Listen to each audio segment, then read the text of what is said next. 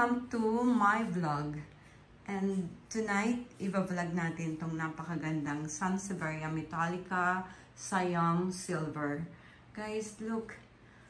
So, first time kong mag-vlog ng ganitong halaman, ganitong flower. Kasi na-amaze talaga ako sa kanya. Snake plant. Yan yung kanyang dahon.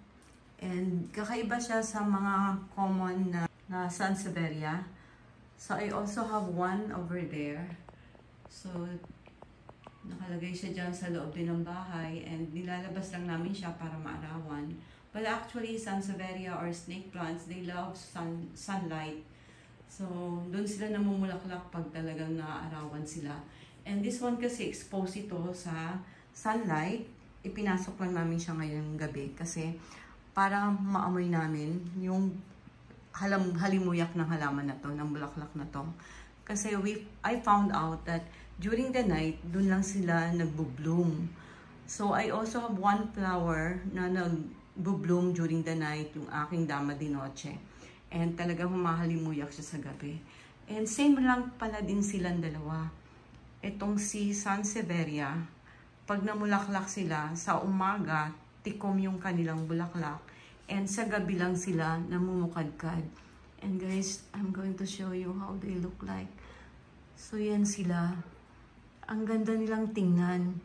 And it smells so good. Kakaiba yung kanilang smell. Ang ganda. Ang amoy, if you can only smell yung scent niya, ma-amaze kayo kasi kakaiba talaga. So that's it. And, by the way guys, yung Sansevieria flower, ang description sa kanya, flower colors, cream. So, cream of white.